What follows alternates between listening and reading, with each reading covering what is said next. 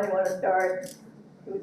Who's missing tonight? We definitely know that Angela Nader and Lori Brooks were not available tonight. I did not hear from Brian or Carl, so I'm expecting maybe they're just running late because we started earlier tonight. Okay. And so therefore I don't know of any other time constraints. All right. Thank you. Fur? We're missing Amy Johnson. Haven't heard from her, so she's all the way in West Cape Coral, so she's probably. No, her daughter got married over the weekend and she wasn't going to be here.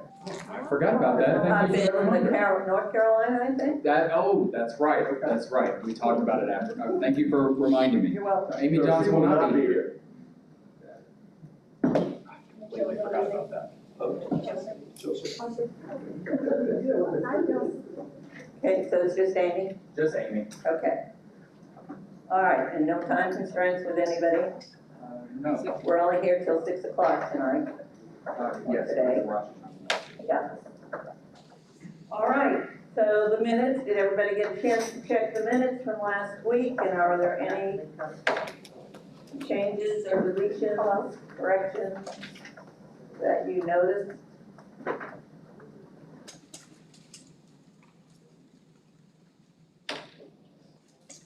I don't see any hands, so can we accept the minutes as written, please? I see thumbs. All right, good. Thank you.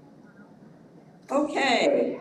Last week we left this room with 23 options on compensation. And the only thing I remember was a question about a spreadsheet like we did many years ago. We can change the numbers live. And do we have any answers to that request? We do have some data that we'd like to share, and it's based on, again, the last one of our options. I don't know which one it is, 21 or so, but this is a spreadsheet that we put together that is broken down by every single year of the employees that we have. And then with the number of employees, so we have in row A, the number of years. We have in row B, the number of employees that are at that year in the district. And then we have in row C, the new salaries with the compression adjustments. Row D is the average of the increases within that year. So the average salary and then the average increases, and then in row E is the average of the total increase percentage-wise for everybody who is at that year. Okay. And then the next spreadsheet over is the same for special instruction. Okay. All right. Any questions on that? Any clarification needed?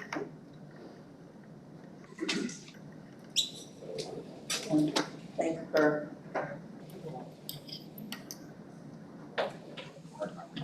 All right, go ahead, Heather. So for special instructional for the years X, is that even people, obviously we are not granted any of that, but is that people that have brought it in and is actually input by their staff person? Can you say that again, just a little bit louder? Sorry. Sorry. Sorry, I'm ill, so. Special instructional, the years X that's listed there. Does that include people that have had it their experience brought in but were never credited? No. Or is it just simply whatever's in people's option Whatever. right now? Yes, whatever we have right now is what's been applied. All right, any other questions? Or comment, Bert?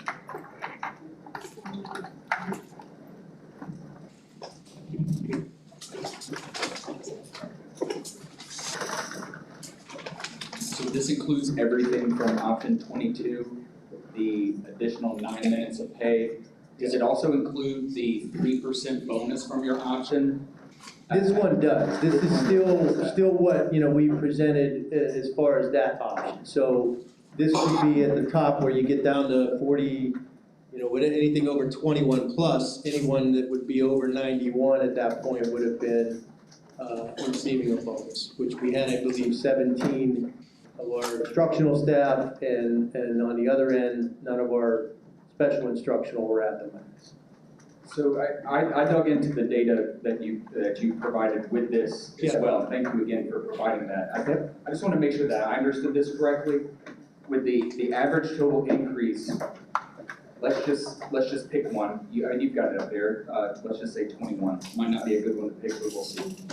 That means that of the 131 people with 21 years of credible teaching experience, the average increase for that population is 3293. There are people within that population that may receive more, may receive less. Yes. And then the average salary for that population would then move to 68,735. That would be the average salary, yes. That would be the new average salary, given the increases with 2% and the compression adjustment. My other question is, if you could maybe look at, well, we can look at 21. I see that the average salary after the adjustment is less than that of year 20 and year 22.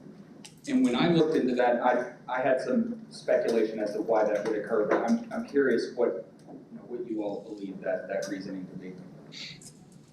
Yeah, and some of the folks who've been here a little bit longer can kind of help out. So, I guess, especially from years 6 to 20 and right around that area is where we found, obviously we found the most compression there. But then even within those years, there is a wider range of employees, say, that are at year 20 as far as, what their salary is compared to, the rest of those. And so it somewhat skews some of these numbers too. I also, it was work years that I saw skewed, especially down near the bottom. You would have maybe one person with a 196-day contract, Right. and 5 of them with a 255, and that really skews it one way. Or if you have a population that has a lot of continuing contract teachers and just a couple annual contract teachers, it skews it a different way. So. I'm going to pass, I know Anna has a question, but Kirsten ran the numbers, so I'm going to. I was gonna say, our calculations did kind of convert the pay to deal with the 196 and the 255 and the different contract days. So our calculations do take that into account. And we did some digging into some of these people that we started to look at why their average seemed so low for their number of years of experience, and kind of what we found out was, like, for example, there's a teacher in here with 20 years of teaching experience who has almost an entry-level pay, and we looked into why, and that's somebody who left and came back a couple of years later. So you brought the years X in, but the pay kind of started out at the bottom again. So that's why some of those, the pay might seem off. It's because they've left and come back. Okay, thank you. Anna? What option is this? 22, I think. 2. So it is, we think, or we know? 22? Okay, so the compression adjustment numbers that are in option 22 are different than the numbers on the side of here. So like it says 6 to 14 is 5%, but that's saying like 7 to 6, it's like different. Sure. Well, I think in that other one, they're grouped together, 6 to 14, whereas this is an average based on, 1, 2, 3. This has It's just an average, so that it's not gonna add up the same way as it does when you're looking at everybody in 6 to 14. All right, want to pass it to Shay, please? Was it a 5% or a 6 or a 7 or a? John, I'm gonna answer that You question. can't look at it that way. You can't look at like the 2% plus 5%. Because it's kind of the average of where you're trying to get people to and what's been added on to them. That's why it's like 7.1. Like if you look at 6, I think it's 6 to 14, right, is 5%. But there's differences in 6 to 14 by a little percent or two here, there. And that's I think what Kirsten was trying to say. Unless, Sarah, do you? And let me try it this way, if you don't mind. If you look at year 6, after they receive the increased amount for working 9 extra minutes a day, and then the 5% increase, what this line is saying is that the 202 folks with 5 years of credible experience, on average, saw their individual salaries go up by 5.3%. It doesn't mean they got a 5.3% increase. It's that on average, that population's salary increased by 5.3%. All right, Jay is waiting to ask a question. It's on now. And you've already answered it, but I'm looking at years 13, 14, 15. Year 14, the average salary is 65,200 101. But then you were showing the average salary at year 15 at 64,363, which is actually even lower than year 13. And I think it must be because of the averages, but I guess you can confirm that. Yeah, again, that's because, as I was saying, I probably didn't make myself very clear, there is a wide range in some of those areas. And again, I'm told that, there were years based on performance where a teacher may have gotten a $3,000 raise as opposed to somebody who may have gotten a $1,000 raise at that point, which is kind of, has created that range. So they may be less, or there may be more people at year, which one did you bring up? Year 14, I think. So there may have been less people at year 9 that were affected by that. So they would have a lower salary range if more of the people in that were in year 10 were affected by that performance. So that's why there's a difference if you're just applying the percentages to their salary as it currently exists. Okay, Anna, you have more? Can I just ask a follow-up question? Yeah. It's not really a follow-up. So if we were to come to consensus this evening, how fast would the people, when you talk about doing like the letters with what their new salary would be, how quickly would those be able to go up?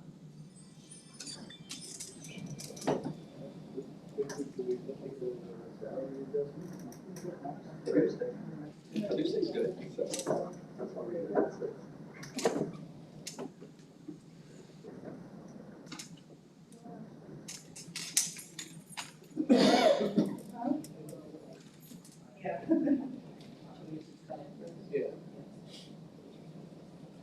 I think it probably would take us about, because we have to run new data, make sure all, do some want to do some more validation of the data and then create the mail merge, so probably about 3 days. Oh, we did not. I mean, over here they said, we were ending at 6, you have it by 7, but. That's why we end at 6, because I can get it done. Okay. All right, go ahead, Anna. So that was kind of a little bit along the lines of my question, is that how do we, I feel like this is very confusing. It's very, it still does not make the best sense to me, but whatever, that's fine. But if we have 5,000 plus employees in the district, how do we make sure that they effectively understand what is being put in front of them? Because I feel like it's like, it's kind of this, but it's an average of this. And people really want to know, and I guess that's where that letter is going to help, but people really want to know, how does this impact me, and how do I make that right decision on whether to vote on this? When it is complicated for us to even just explain some of it here at the table. Kevin? Yeah, and that would, typically, and what we've done with the other employee groups that are doing that, is there's a breakdown for each individual. So you start with your starting salary, you got a 2% increase, which results in this, and now your compression adjustment based on your years within that is then applied to that.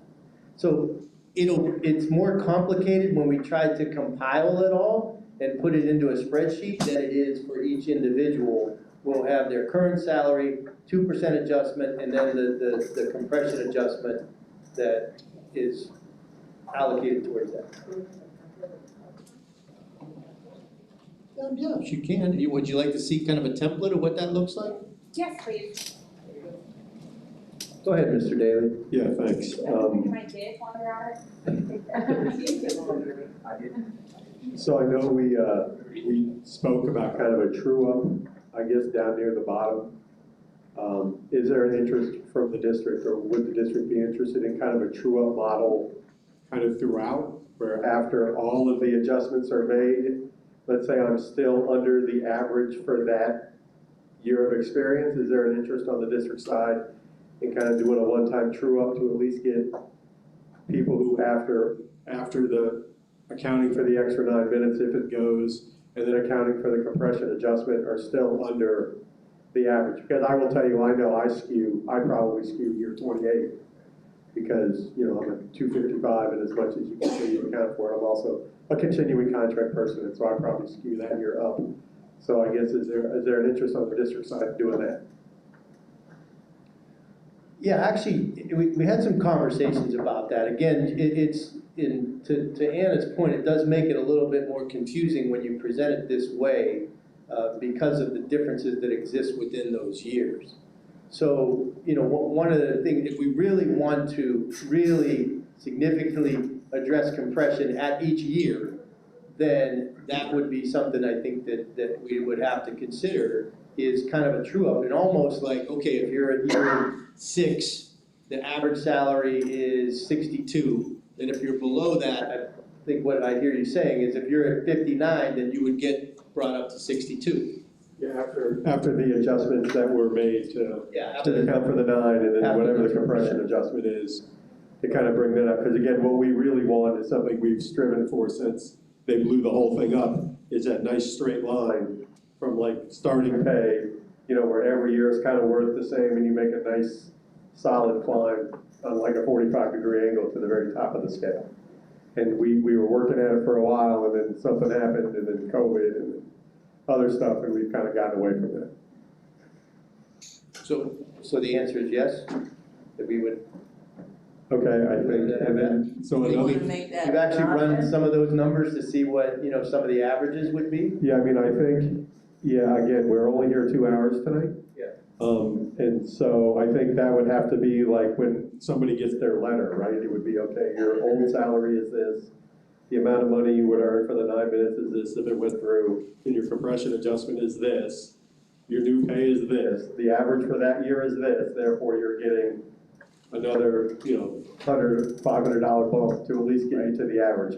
I mean, I think for me, like Anna says, this is, because we're doing it in the aggregate, it's very hard for people to latch on to what their particular, the effect of it is for them in particular. So, I mean, as much as I think it's going out of order, I would like to see the information before we TA. You know what I mean? But that probably doesn't work, because then it's, I don't know, you know, because once we've TA'd, it's kind of set in stone, and then people voted down because it wasn't. So, but yeah, I mean, I think the letter would be a key to this whole idea. All right, so Not can you sure. put the template of the letter up for those who were interested in it? This is just one we This is Bell's letter, but yours would, TALC would be similar.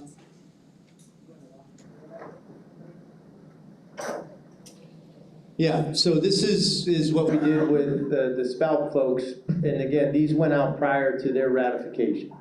So that if they had any questions, and I know like the compensation team, Amy French had set up times when they would be available. I know they went out to certain locations just to be able to answer questions related to this before we ratified. So again, okay. So So yeah, you know, pay grade obviously wouldn't be the minimum or maximum of that pay range, and then the year's E for you, is that correct, for that person, particular person? And then this is the breakdown of how that is determined. So Sorry. Yep, 3% COLA, the target rate, which is what we did with Spout. This is your, you know, that would be similar to getting you to the average, which just the order of that would be different. And then the cost of that target rate. So this is an example of the information that we get to all of employees before they make a decision on their vote.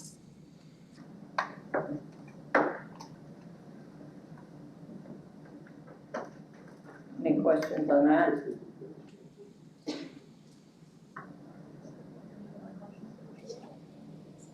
Okay, Kevin, Ron, do we officially need an option for the true up to average? We add that to this, or? Yes, that would be an amendment to the option that we have, because the percentages would be the same. We would just add to that there would be a true up to the average The new salary average. at each, The new average salary New in average each year salary. X? yes. Okay. so we're gonna add that Considering to that a option friendly amendment 22. doesn't need a second or anything, yeah, we need to. Yeah, we would add that to option Add that 22. to option 22 as well. And I think for me and for us, I think a couple more of the stumbling blocks.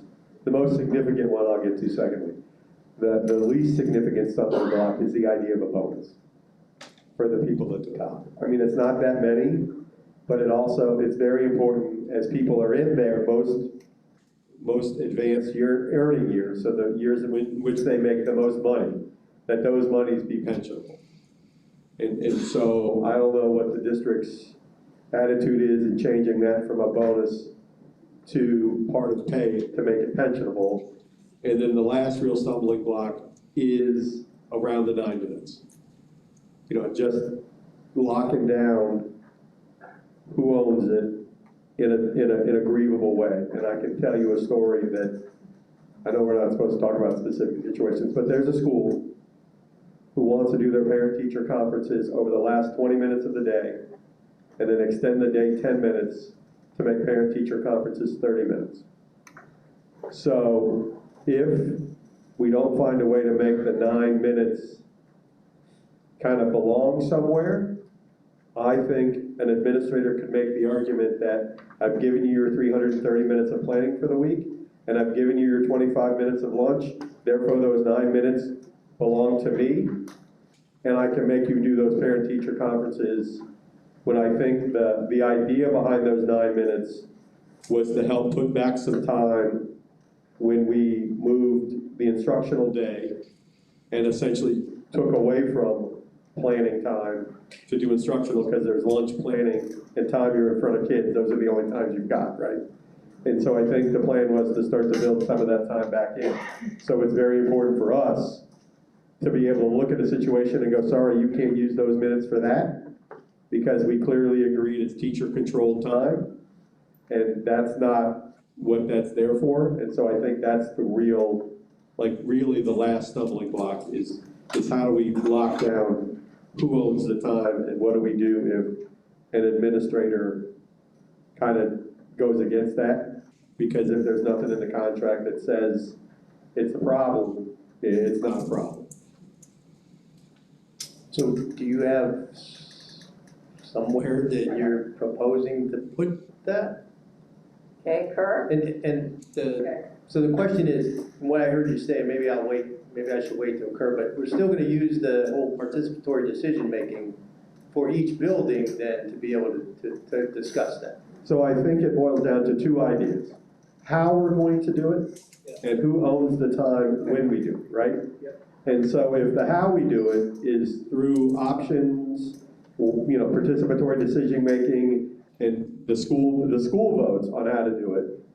Again, I've always said, if you want to waive the contract and 80% of the employees at that school decide to waive the contract or more, who necessarily am I to get in the way?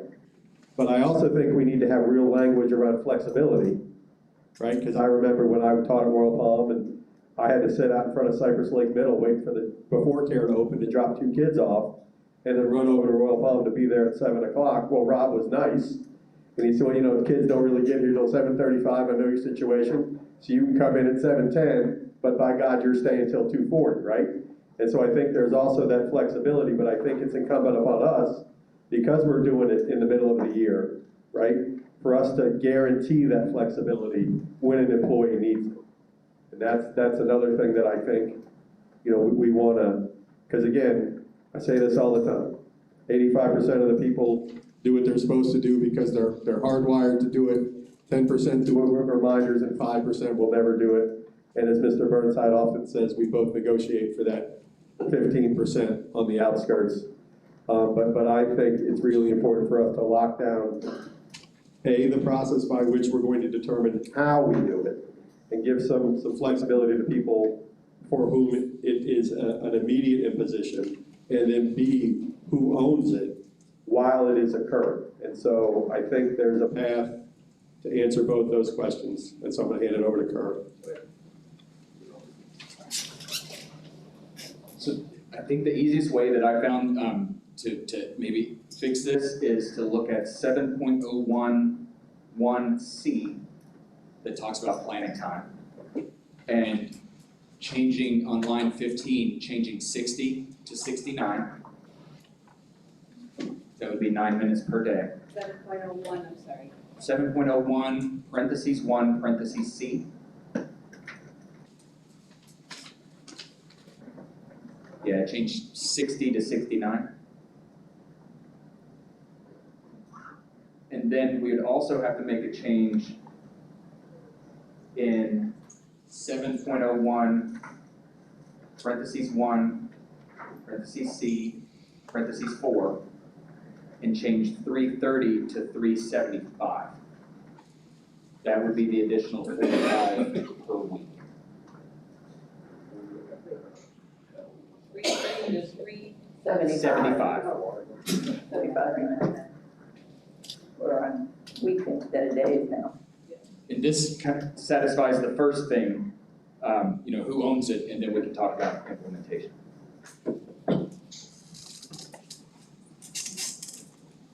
Okay, so. All right, so the 9 minutes, according to 7.01, would be basically guaranteeing that this is additional planning time. Correct. And it's according to the planning time language that's in the contract, there's Correct. nothing outside of that. Correct. Okay. And then, so there's here some willingness to say that our participatory decision-making can be extended to our buildings again, to have some consensus from the staff on what that should look like. Because I'm sure, again, a couple of the principals and middle school folks probably are more interested in, because their day ends later, adding the 9 at the beginning. Maybe our elementary and high school folks, because they start so early, probably would be considering, you know, putting that time at the end. Is that what I heard? Yeah, and I think our concern is just the number of sites at which that committee doesn't necessarily meet. It'd be nice if we did a poll and got in front of this. We held a rep training on Saturday, and Kevin asked them, how many of your sites had a calendar committee, and about half the hands went up. So we're gonna do a better job at educating our reps on this committee. Yeah.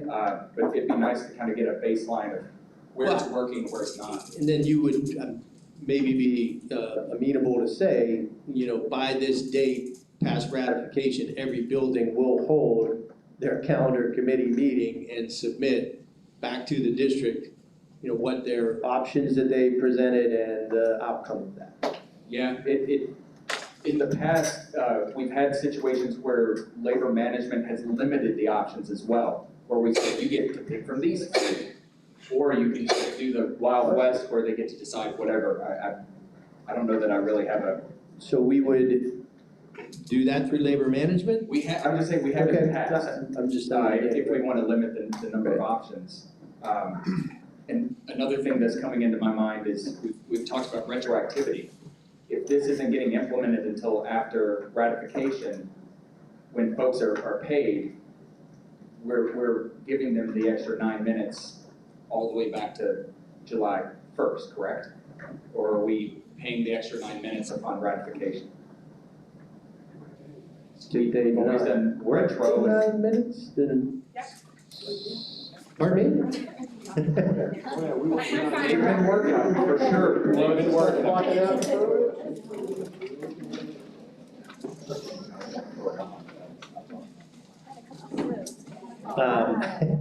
Yeah, we'd have to have some conversation about that. I think we would prefer that that be done based on ratification. If the retroactivity would go back to, I mean, we'd have to make the adjustment, we'd have to figure that out because we have to make the first adjustment in the order of operations to the 2%. So what you're saying is, we would go back retroactive with the 2%, even though we've not had officially the 9 minutes in place, but we would pay accordingly. I believe that in a gesture of good faith and goodwill to its employees that it knows are giving so much free time to carry the district, that would be something nice. I also think we need to talk about the performance pay component because it's not officially in the option. Yeah. So I'm happy with whatever we did last year as a nod to that, and I can't remember what it was, but based on 225 for effective and 300 for highly effective. Well, 300 for highly effective performance pay, 225 for everybody on the grandfathered schedule, no matter what they got, and people that got it. Well, we need to spell it out because whatever. So it says FY25. I'm assuming we would just change that to FY26. Yeah, I think that works. But I want to have that written down. And then I'm just going to talk about JROTC. I know we excluded them from the payroll numbers, but they're getting the raises too, right? Yeah. Because would you believe there are districts that don't give them raises? They only give what the military provides? Yeah, I believe that's in our contract. Okay. I just want to make sure that we're not like... But they get what they would be, not their total salary, which includes...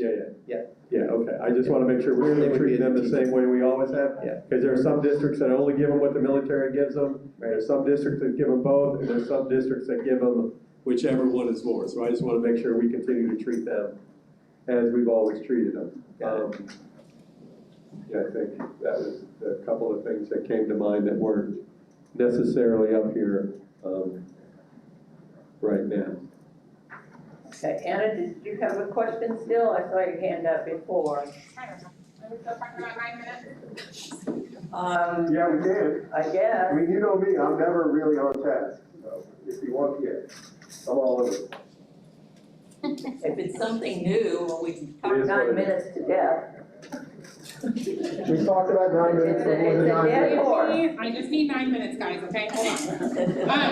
No, I just am curious, what happens so if the calendar committee goes through Discord's decision-making process and determines, a day, what happens if that doesn't work for a specific employee? Is there protection in the contract that, say they have a commitment that they can't get out of? Like if it's an individual thing, is there protections in the contract for those employees that this may negatively impact? No, there's no provisions in the current contract for that. I disagree. Well, okay. That was something I was talking about, was having that, but there is the, I don't know where it is in the contract, but there is 7.02 flexible work week. Flexible schedules must still be the equivalent of a 38-hour work week, so we probably have to change that too, right? And/or average the basic teacher workday of 7.5 hours with an additional 30 minutes per week for the purpose of planning. So, like I said, when Rob did that for me, when I had to be right at Cypress Lake Middle, as the poor paraprofessional was opening the doors for daycare, and my 2 kids were always the first ones there, he let me come 10 minutes late, but I also had to stay 10 minutes late after 2:30 because I still had to work the whole day.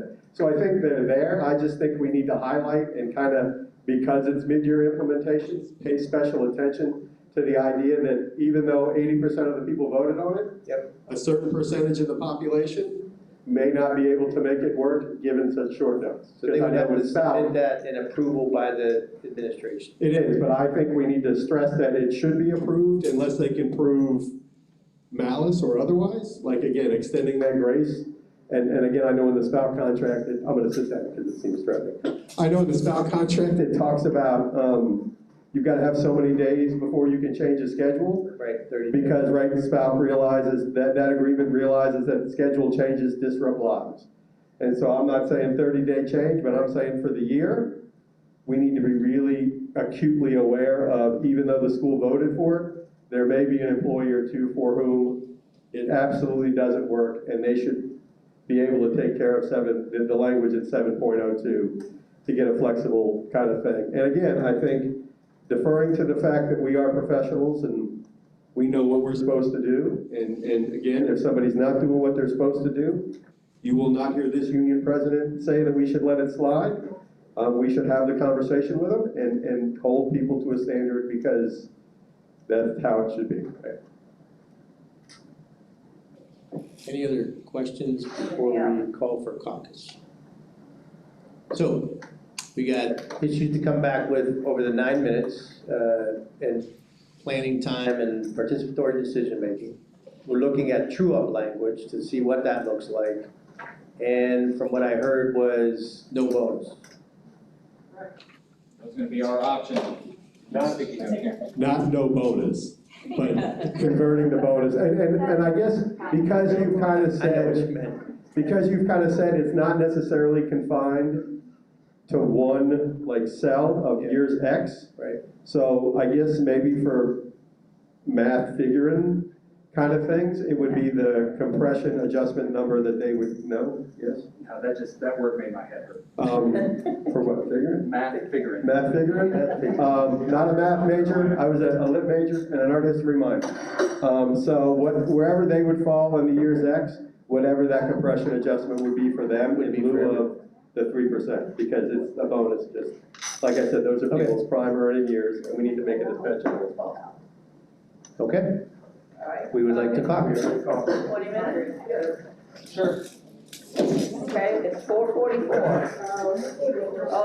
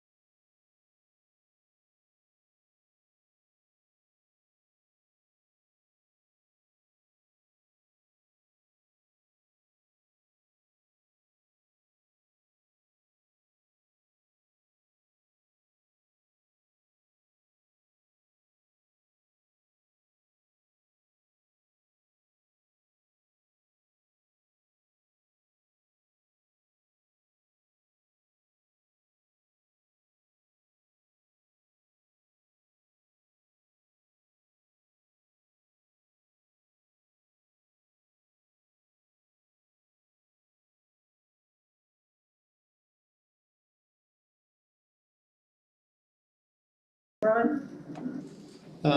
Thank you. Yeah, we had some discussion, appreciate the input from the principals that are on the bargaining team about what that might look like in relation to minutes. I think we have kind of a proposal to get back to you regarding the minutes. Also had a conversation about the true-up concept. We do have something that Amy French can share here in a minute about that we'd like to show you. Still even a couple years that we might even have to make a couple more adjustments to, as well as the conversation about the possibility of just looking at, the 21 plus as being part of the compression adjustment without any bonuses. So just talked about that and gave us some time to put some numbers together. So we think when you're done with your report, we're ready to talk about what that option is. All right, Kurt? Do you need a long report or a short report then? Whatever you feel. We discussed a variety of the options, and took a minute to discuss the fact that we started this process in February, and we're very close to landing this thing. So we also discussed some of the things that we're going to have to be careful with as we communicate this to our members, because average salaries, averages are hard sometimes, and so we have to do it in a way that's more concise, and so we started talking about that a little bit as well. Okay, thank you. And so Ron, do you want to go ahead with? Give me a minute. Yep, no problem.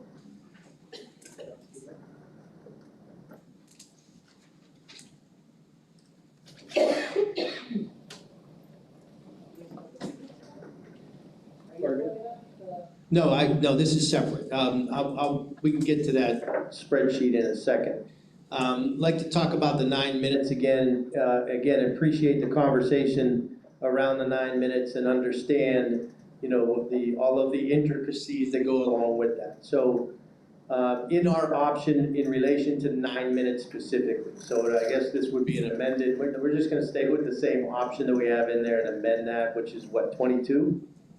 I believe so. Yeah. So the additional 9 minutes, again, would be retroactive, and that would still be used in the order of operations. So hey. I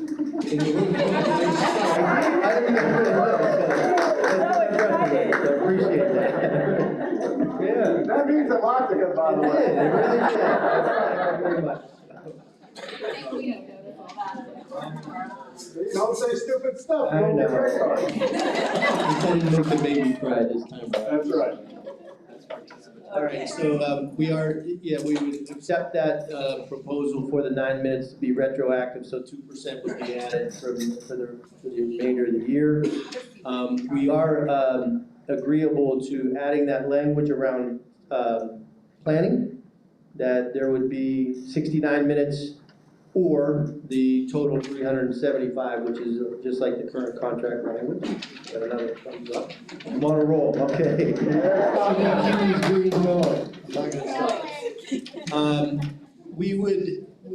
We put together something here that I think, again, if we looked at options that schools could present through the calendar committee.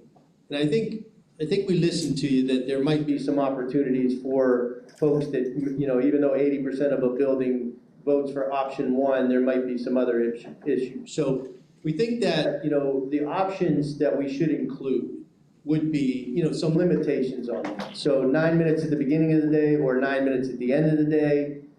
The split 5 and 4 would be an option, or 4 and 5. I would consider that one option, just a split option. A 30-minute block option, which would then leave 3 minutes per day, or a 45-minute block option. So there would basically be 1, 2, 3, 4, 5 options that we would give. And then what would happen there would be the calendar committee would narrow that down, that we would go for two of those options. So that if somebody couldn't do the one, they may be able to do the other. And there's always those opportunities, we think, for teachers to work with their principals. They've got every Wednesday this scheduled at this time. They can go do that with their principal. And so that, I believe, did that cover everything for the 9 minutes? Looking at my team, there's Brandy, go ahead Brandy, did I miss something? Do I have to use the microphone? Yeah. For perpetuity. I was gonna say, I have a teacher voice. I think just the only thing that we wanted to add is just recognizing that we know there are gonna be teachers who do need to have some flexibility. So just pulling back in some of that contract language of like, if a teacher needs flexibility, they're gonna meet with the principal for consideration, but just remembering it can't disrupt the functions of school. So it can't be flexibility of if it is on your PLC day, or, I mean, obviously there are gonna be some times that happens once, but it can't be every single time. So looking at that, but recognizing that if we narrow it down to those options, and then also that we did say, whatever is decided as the teacher would be consistent, so that way it's not like, well, I'm gonna do 5-4 this week, and I'm gonna do 9 next week, and then I'm gonna do a 30-minute block the following week with my team, that way we at least know when they should be on campus, so that we have a concept of when they're coming, that they would make that from now till the end of the year, and obviously the calendar committee will talk then at the beginning of the next year. Okay. Anything else on the 9 minutes? Jill, did you have a question?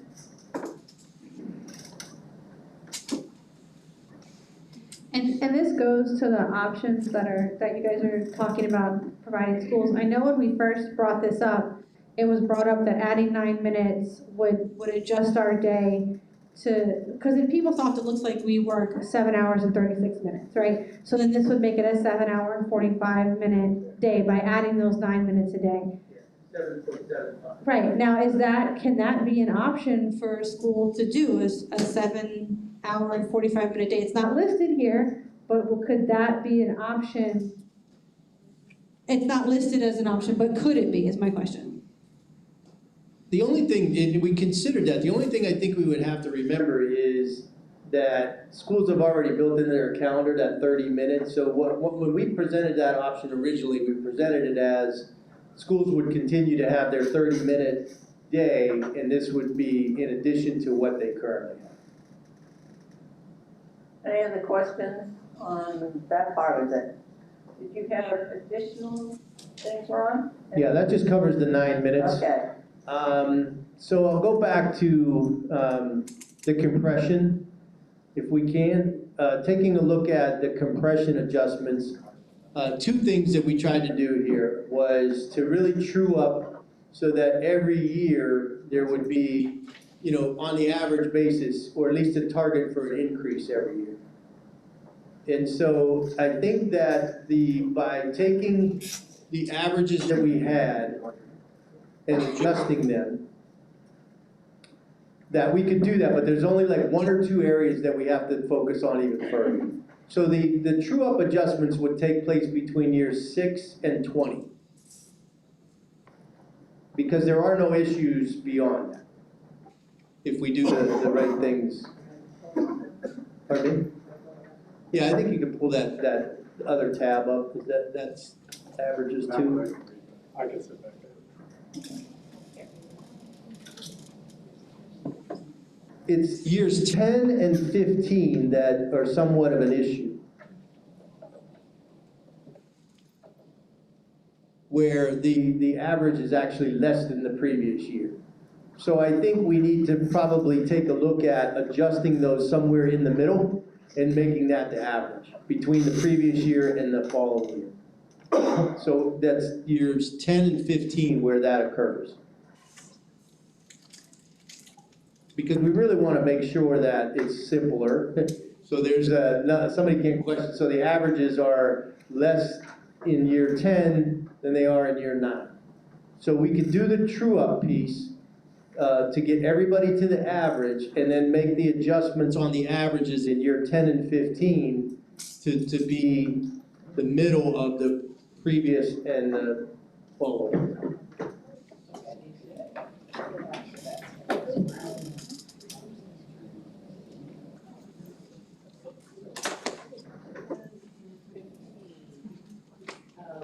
The average salary would be based on the previous year and the following year. So for 10, you'd average 9 and 11. much more articulate way to say that. I'm not shouting. Thank you. Oh, yeah, yeah.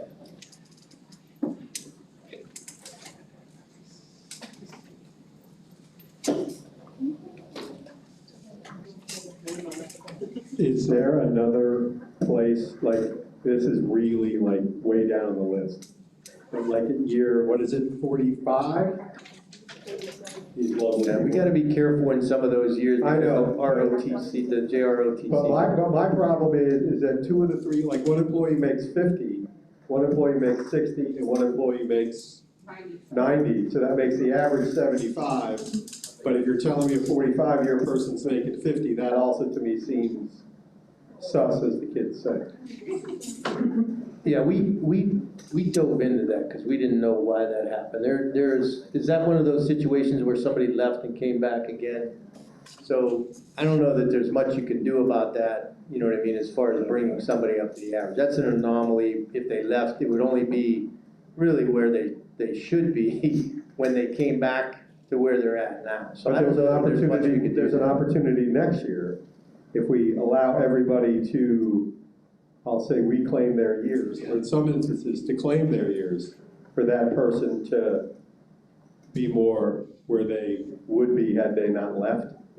And that's a good point. I mean, we feel like, again, addressing the compression this year and setting those bars for each year are gonna help us next year when we truly look at, there's still the commitment to truly look at years X.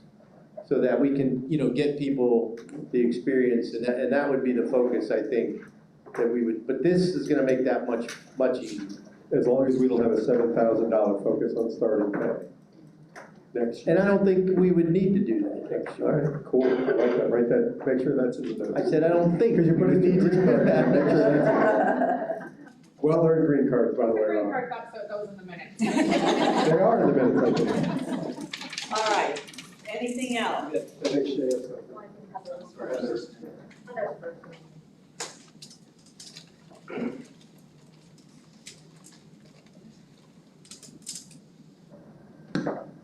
My question's gonna be about special instructional, because if you look at 15 and 16, we're dealing with a similar problem within our group. We're 37 in, like across the board, there's all sorts of little money pits within back and forth. Are we addressing all of these, or are you just looking for your main outliers? I think, again, we can do some of those adjustments, but I feel like for the special instructional, that, we need to focus on that within those really collecting years of experience. We're not opposed to making it, like those areas where one's higher than the other, of making some of those adjustments. Remember, those numbers that you're looking at are before we did any true up, so there's. Yeah.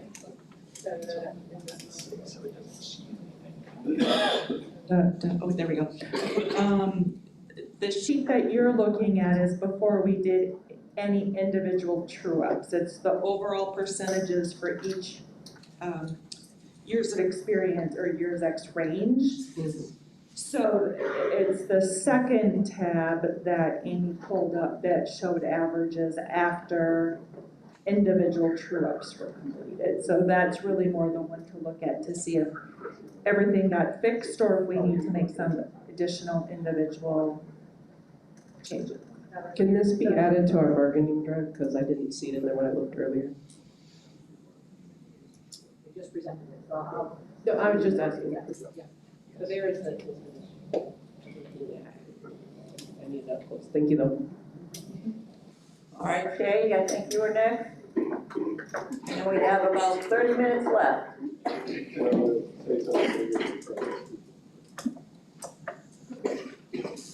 Can we go ahead and put the performance pay also in this option? Yes, that'd I be know fine. it's minimal, but. Yep, so we would be just looking at changing FY '24 or '25 to FY '26. All right, Kevin, please.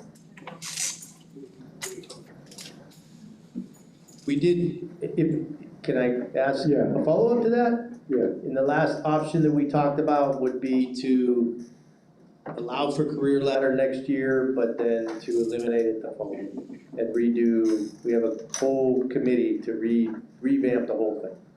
So that wasn't what I was gonna talk about, but I just wanna make sure we don't let anybody else on career ladder.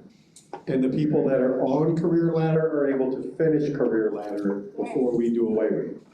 Yeah, I think that was part of the. Okay, I just wanna make sure Well, we're, we said whoever was on the career ladder, unless we, next year, come into. unless we come up with a Yeah, plan like, so we great just that need to, they're we looking just at need us to like, you know, communicate to yeah. people, like, career ladder is going away, and we're gonna revamp the whole thing. If you're there on career ladder, then that could be part of next year's bargaining when we do that. Okay, I just wanna make sure we don't admit people to career ladder and pull the rug out from under them right before they get the opportunity to earn any money. And so, I'm gonna say something out loud that this appears okay,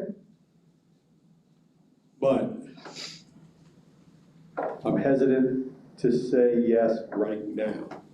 And I just say that because that's how I am. You know what I mean? It just, right? Like, I'm just gonna, I trust the numbers look good, but like with 20 minutes left in our last session before, Rosh Hashanah, I just wanna really kick the tires on this and make sure it works out. And so, I'm amenable to a caucus to let kind of the other members of the team kind of say, yeah, dummy, let's do it tonight. Or have them say, yeah, dummy, you're right. Notice how both times they call me dummy. Yeah, dummy, you're right. We at least want to have, 3 or 4 days to think about this before we come back. And if we have to come back, again, I don't want to have buyer's remorse 2 days from now when there's something I wasn't thinking about. And Kurt has a question. Anna has a question too. Go ahead.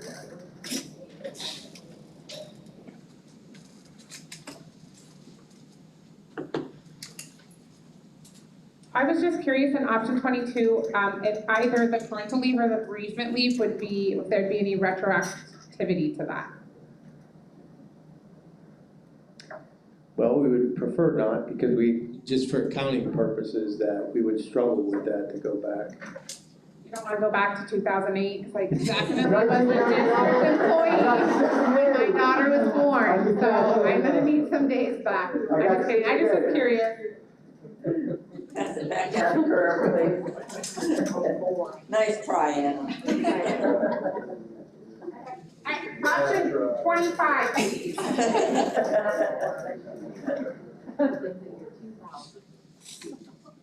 The only thing else in your, I'm going back to amended option 22.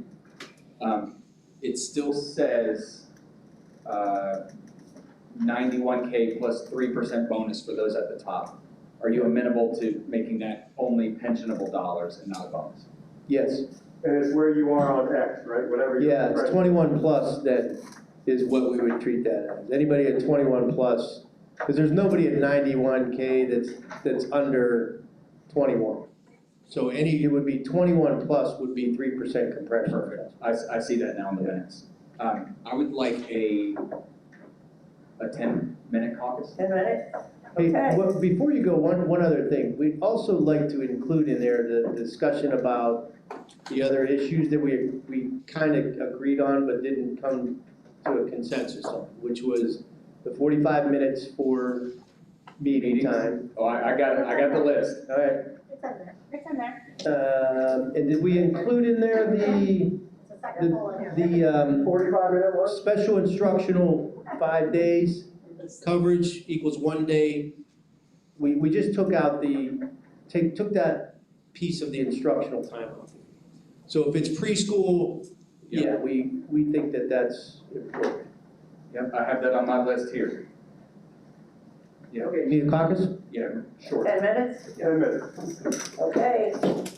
5:44. Okay.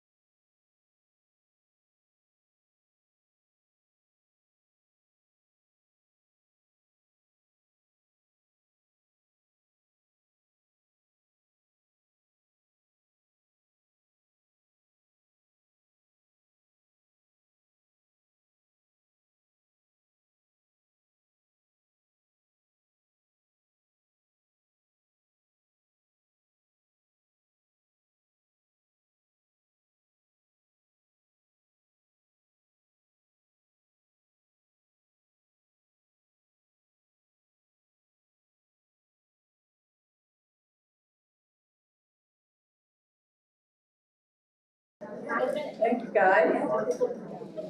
Right on time. When we have our people, they keep us in line. Our caucus person keeps us in line. All right, Pearl.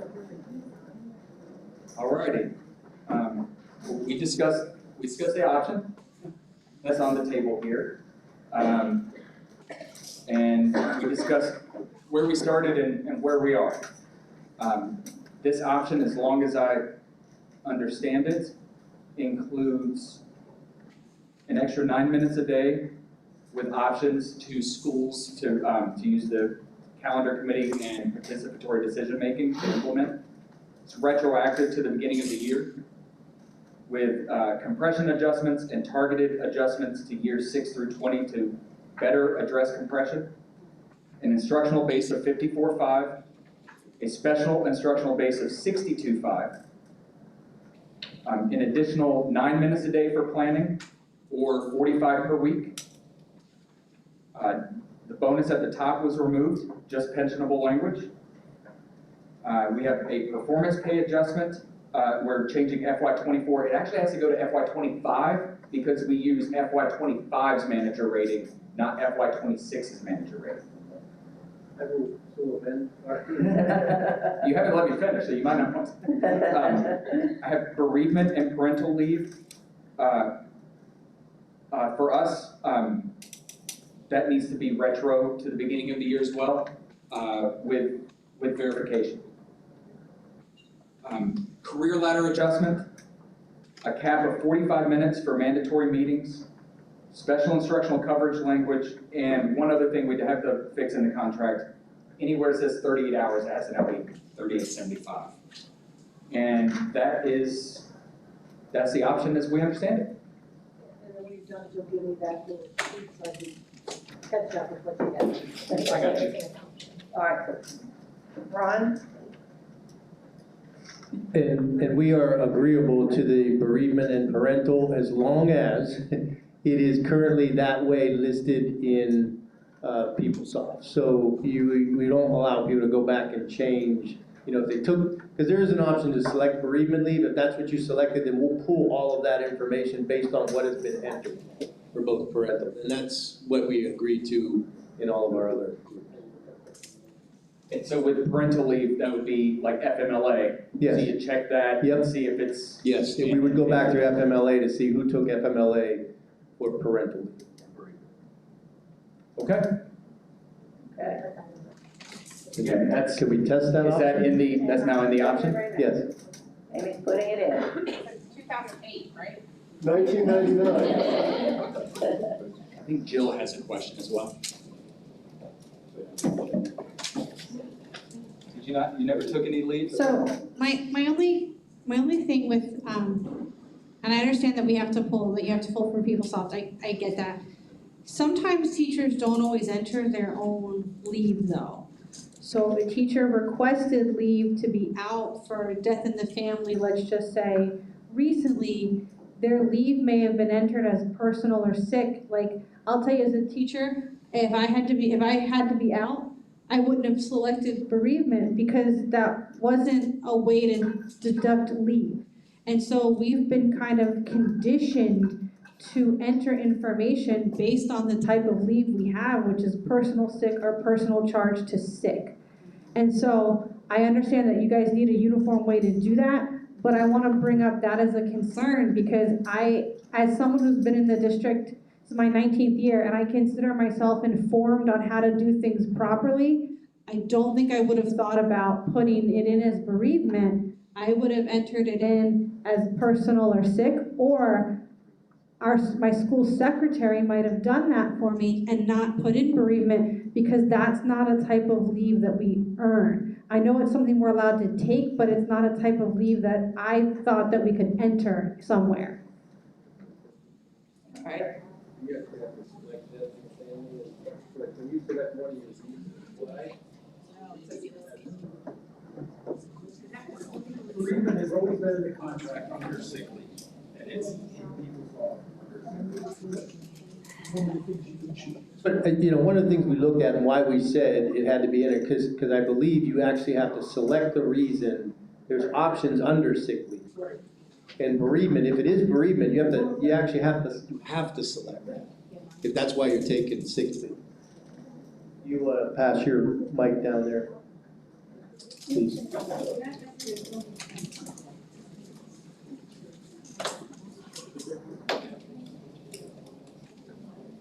So I know this isn't the case for all employees, but kind of piggybacking off of Jill, I don't ever put my leave in PeopleSoft, I only do it in leave management. So I put my absence in leave management, which doesn't take from PeopleSoft. Somebody else, I'm assuming it's called something else different, administrative assistant, they only deal with the PeopleSoft side of it, where I do not. And we don't have a bereavement option.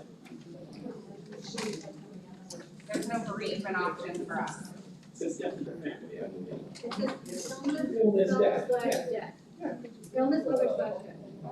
But I do that for doctor's appointments. The illness that if my daughter's sick and I have to take her to the doctor, it's an illness of someone other than me. Right. Oh, there's a death in the family take I can see on my side.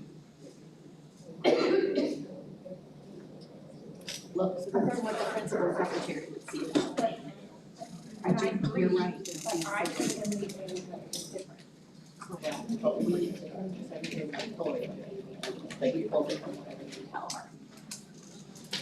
See, in PeopleSoft, so if people know what she. I mean, I guess we're talking about since August 11th?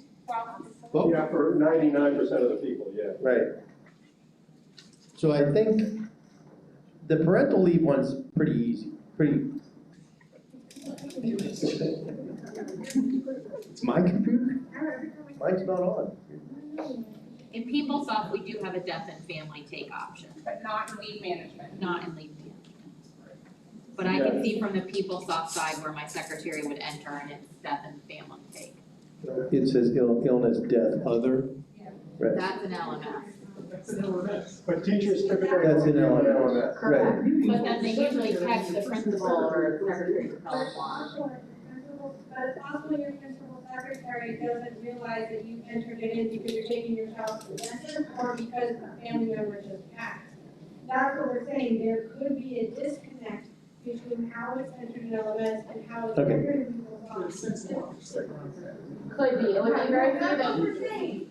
Well, it sounds like it's pretty inconsistent. It sounds like it's kind of inconsistent, and maybe that's a case for not looking at bereavement as far as retro, that we only do parental. All right, go ahead, Kurt. Can we take a deeper dive of that particular bereavement issue at labor management and move forward with, we'll solve that. Yeah, I would be more than willing to say we will solve those individual issues at labor management. Okay. All right, Donna, I would, yes. if there's no other questions, I would like to call to test however many times it was amended. Option 22. Yeah, it's like it's like the last day of the legislative session when they throw everything into one train bill and run it through. So I'd like to test the amended option 22. All right, I have a request to test amended option 22. That's what we've been discussing all evening, all afternoon. So may I see some for approving the amended option 22? Amended and tweaked and. Brandy? Thank you. All right, we're good. We did it. Congratulations. Ron? I know this has been a long and difficult process, but, I just want to say to the district bargaining team, thank you for all the time and effort, obviously from finance and all those. And I also want to say thank you to the TALC team. I know it's a long journey along the way, but I think we did some good work here today. I know that, I've always kind of believed in the concepts and what we were discussing through this time. And I'm looking forward to even building upon this contract as we move forward. So thank you to all the teachers who are here, all the instructional folks for participating in this, and thanks for a couple of green signs, I appreciate that. We have one more thing, implementation plan. We'll talk to those folks that gave you green thumbs after the fact, so don't worry about that. That won't happen again. All right, implementation plan.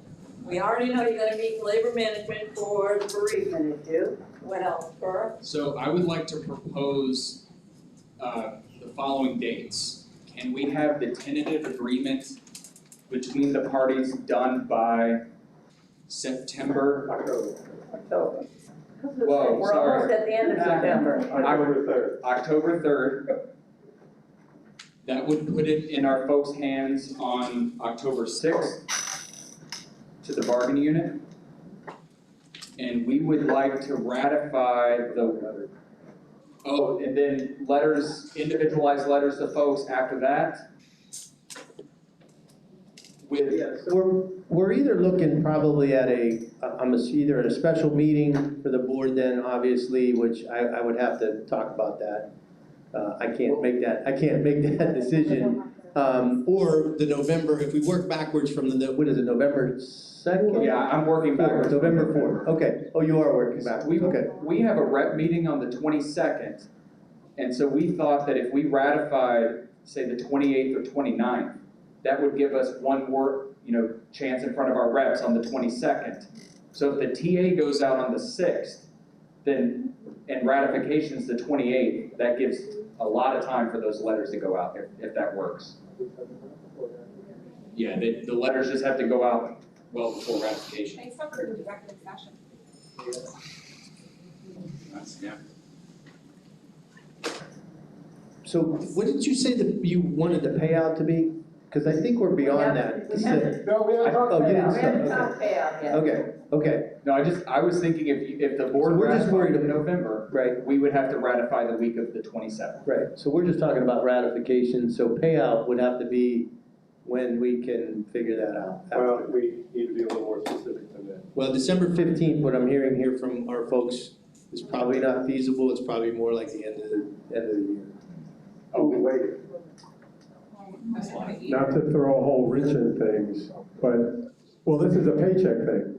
So December 15th, the next check is like December 21st because we didn't, the 19th, because we didn't change the language to allow for pay at the end of December.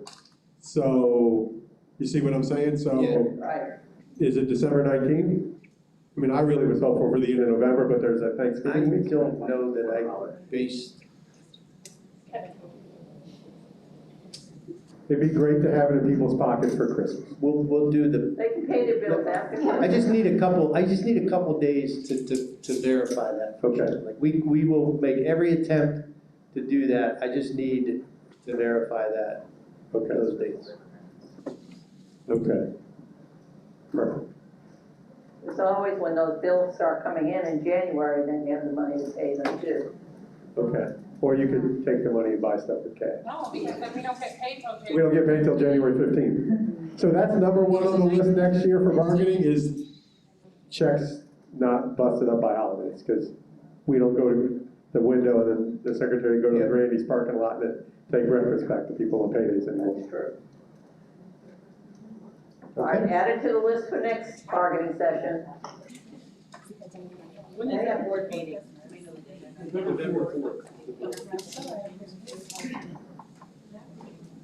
All right, anything else? 5:58, let's go. All right. Good job, everybody. Thank you. Thank you.